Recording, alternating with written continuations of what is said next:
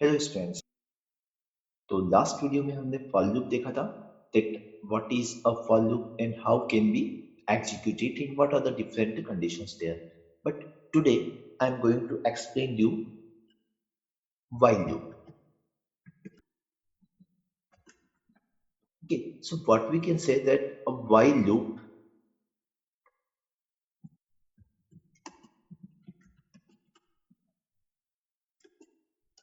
is a conditional loop that will repeat the instructions within its side as long as the condition remains.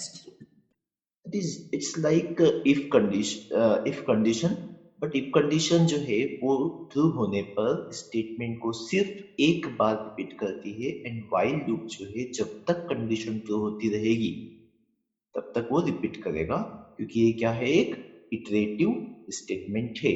तो यहाँ अगर हम इसका syntax लिखते हैं तो what we can write that while and then expression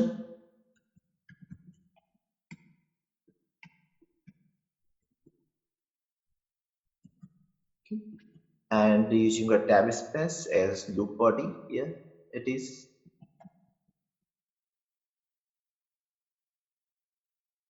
okay so ये while loop है बट इसी तरह से हमने लास्ट वीडियो में फॉर लूप देखा था। Then what is the difference between these to?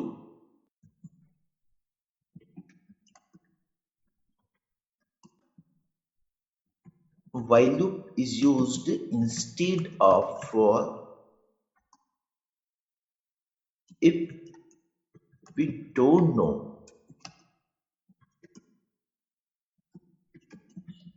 how many number of times loop is going to be executed. For example, last time in the last video, I have explained you how to compute factorial of a number. Okay, तो इस तरह के programme के लिए क्योंकि यहाँ मुझे पता है कि कितने number of time loop execute होने वाला है, जैसे अगर हम n का फैक्टोरियल ले रहे हैं तो n टाइम्स लूप एग्जीक्यूट हो रहा है। सो हम इस प्रोग्राम के लिए फॉर लूप का भी यूज कर सकते हैं जैसे कि हमने किया था एंड while का भी कर सकते हैं जो अब हम करने वाले हैं।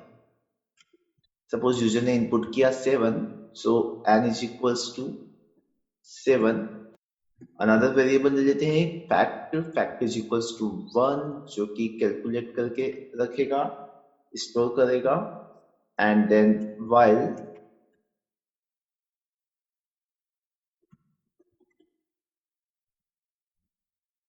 One more variable I am taking, ये जो है कंट्रोलर वेरिएबल हो जाएगा, so we can take i is equals to 1। Okay, starting हो रहा है यहां से, ये क्या है हमारा controller variable. Then while I less than or equals to n, जब तक i जो है वो क्या है, जब तक i जो है वो लेस देन और इक्वल्स टू n है, at that time fact is equals to क्या होता जाए, fact into i।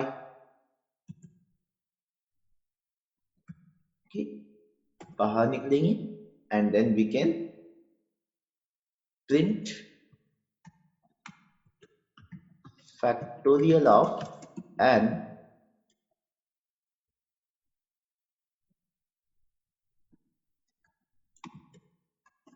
is fact। So अगर हम यहाँ पर इस तरह से लिखते हैं तो यहाँ एक छोटा सा प्रॉब्लम क्या है कि i जो है fact is equals to fact into I, तो here I is equals to 1 and there is not any increment in the I. So while loop में जो हम इंक्रीमेंट करवाते हैं लाइक फॉर लूप, तो यहाँ जो इंक्रीमेंट होगा वो लूप बॉडी का इन जनरल लास्ट स्टेटमेंट होता है। We can use i is equals to i plus 1, then run it. So factorial of 7 is 5040. Okay, so you can see here.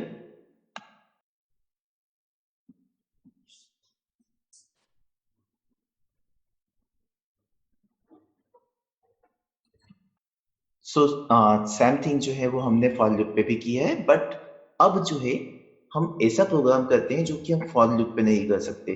तो वो क्या हो सकता है कि जहां पर मुझे पहले से नहीं पता है कि how many number of times the loop will execute. So वो है program to print the sum of digits, okay, of a number। तो जब हम ये प्रोग्राम बनाने जा रहे हैं तो इन दिस प्रोग्राम अगर यूजर 5 डिजिट का नंबर एंटर कर देता है तो टोटल 5 टाइम्स लूप को एग्जीक्यूट होना चाहिए। इन केस अगर वो 4 डिजिट नंबर एंटर करेगा तो 4 टाइम्स, एंड 3 डिजिट तो 3 टाइम्स। एग्जैक्टली जो कितने नंबर ऑफ टाइम प्रोग्राम को एग्जीक्यूट होना है, वो लूप को कितने नंबर ऑफ टाइम इटरेट होना है, वो किस पर डिपेंड करता है, यूजर के इनपुट पर। दैट्स वाई यहाँ पर हम इस तरह के प्रोग्राम के लिए फॉर लूप का यूज नहीं कर सकते। इस तरह के प्रोग्राम के लिए हम किसका यूज करना होगा, व्हाइल का। सो यहाँ हम यूजर से इनपुट करवाते हैं number n is equals to int input enter any number. So user input करेगा यह नंबर, तो अब मुझे यहाँ क्या करना है, कैलकुलेट करना है, सम ऑफ डिजिट करना है। सम ऑफ डिजिट तो initially let it be sum is equals to 0।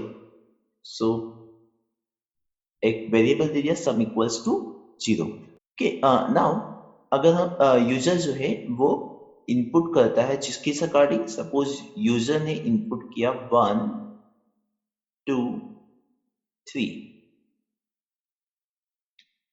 तो एग्जैक्टली हम ये चाहते हैं कि जो रिजल्ट आ रहा है वो क्या होना चाहिए, 1 plus 2 plus 3। Okay, that is हमारा रिजल्ट जो है वो होना चाहिए 6। बट अब ये वाला पर्टिकुलर पार्ट जो है वो लाने का वे क्या होगा। अगर ये हमें आ जाता है तो डेफिनेटली हमारा रिजल्ट भी आ जाएगा। तो मुझे इस 1 को एक्सट्रैक्ट करना जो है वो थोड़ा टिपिकल काम है। दैट्स वाई हम किसे एक्सट्रैक्ट कर सकते हैं, 3 को। अब ये जो 3 है, इस 3 को एक्सट्रैक्ट करने के लिए क्या कहा जा सकता है, 3 जो है वो क्या है, 3 is the remainder. And 3 remainder कब है, जब हम इस 123 को डिवाइड करने जा रहे हैं 10 से। तो जब भी मैं 10 से डिवाइड करके रिमाइंडर की बात करता हूं तो मुझे नंबर का लास्ट जो भी डिजिट होने है, वंस प्लेस पर जो डिजिट है वो ही रिमाइंडर मिलेगी। तो इस तरह से मैं यहां से इसको एक्सट्रैक्ट कर सकता हूं। Okay, and then we will use integral division, because अगर 123 डिवाइड बाई 10 करते हैं इंटीग्रल डिवीजन में तो हमें क्या मिलेगा, 12। तो जब मैं 10 से डिवाइड करने आता हूं तो r जो है वो क्या है, 3 मिलता है, एंड 12 जो है वो हमें क्या मिलेगा, 12 is exactly it is q, that is quotient. तो ये जो पार्ट है इस पर हम वर्क करते हैं। ओके, तो यहां पर हम इसको किस वे में करने आ रहे हैं, यूजर इनपुट करेगा sum is equals to initially 0। Now input अंदर जाते हैं, व्हाइल कब तक करना है, तो हर बार मेरा जो n है वो क्या होता जाएगा, रिड्यूस होता जाएगा। तो हमने कहा व्हाइल n जो है वो ग्रेटर देन 0 है, तब तक हम इस लूप को रन करेंगे, कितने भी नंबर हो जाए। तो while n greater than 0, अब जैसे मैंने कहा सबसे पहले मुझे r को ऑब्टेन करना है, तो r is equals to, we can write r is equals to n percentile 10। तो r की वैल्यू क्या हो गई, n परसेंटाइल 10। सपोज यूजर ने 123 इनपुट की है, तो 123 परसेंटाइल 10 क्या आएगा, 3। तो r में कौन सी वैल्यू जा रही है, 3। ओके, उसके बाद में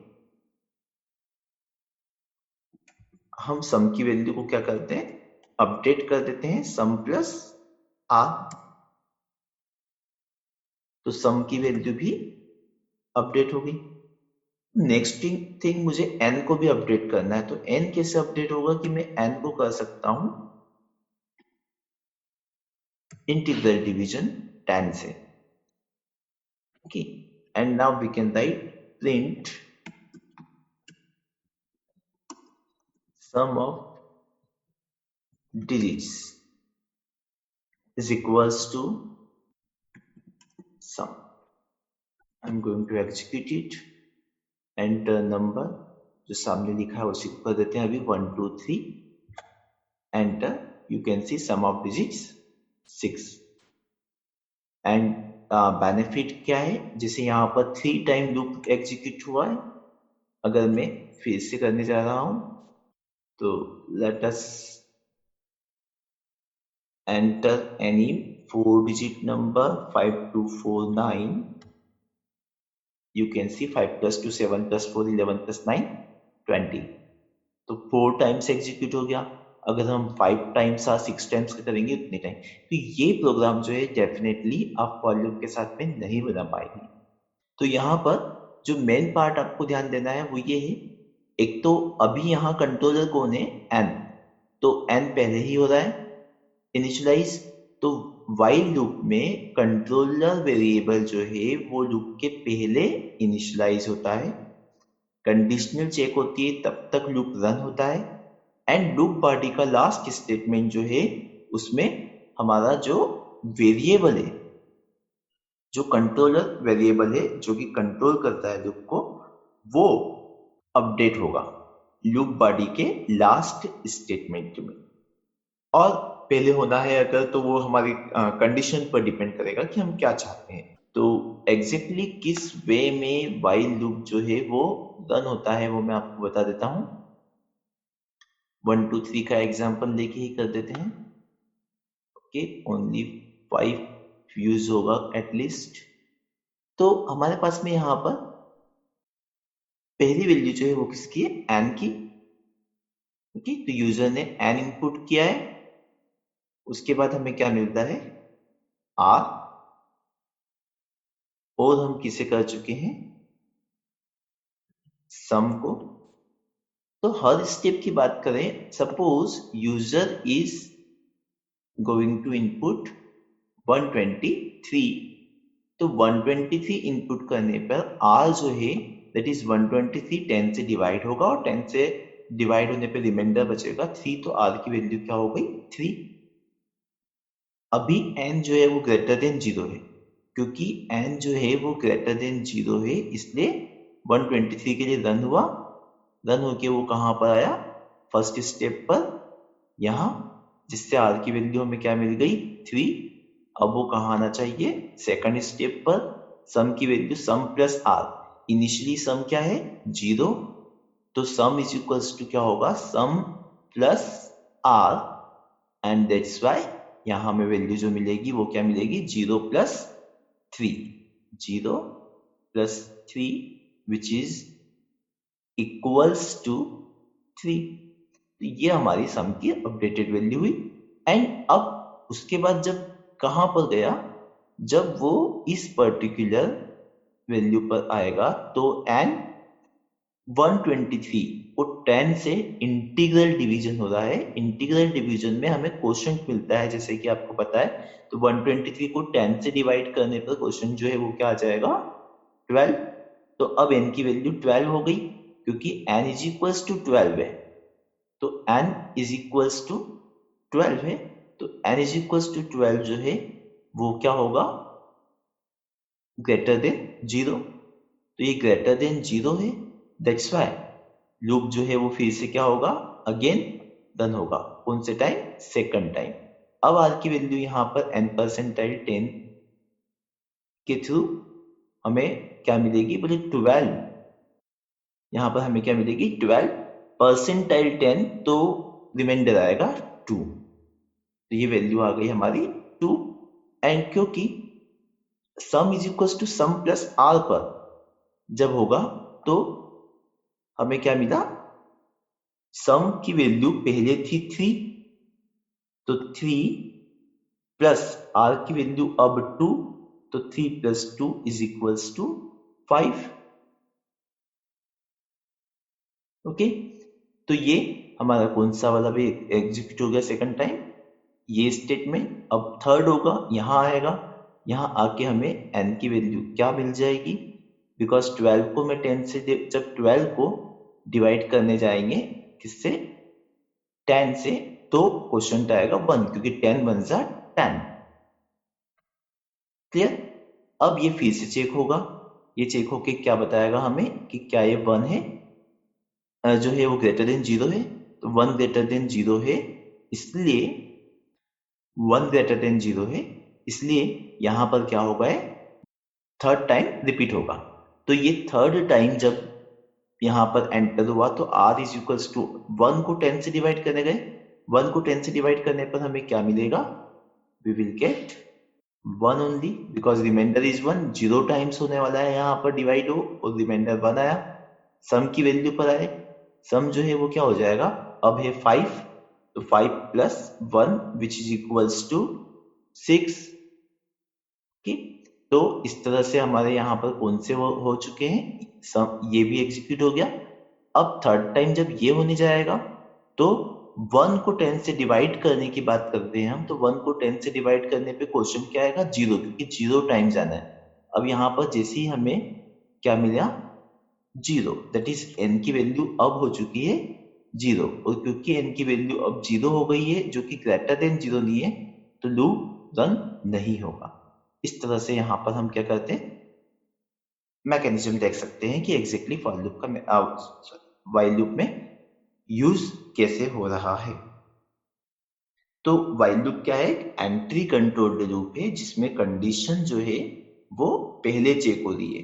जब n 0 के ग्रेटर नहीं बचा तो इमीडिएटली उसने क्या किया, लूप को रन नहीं किया।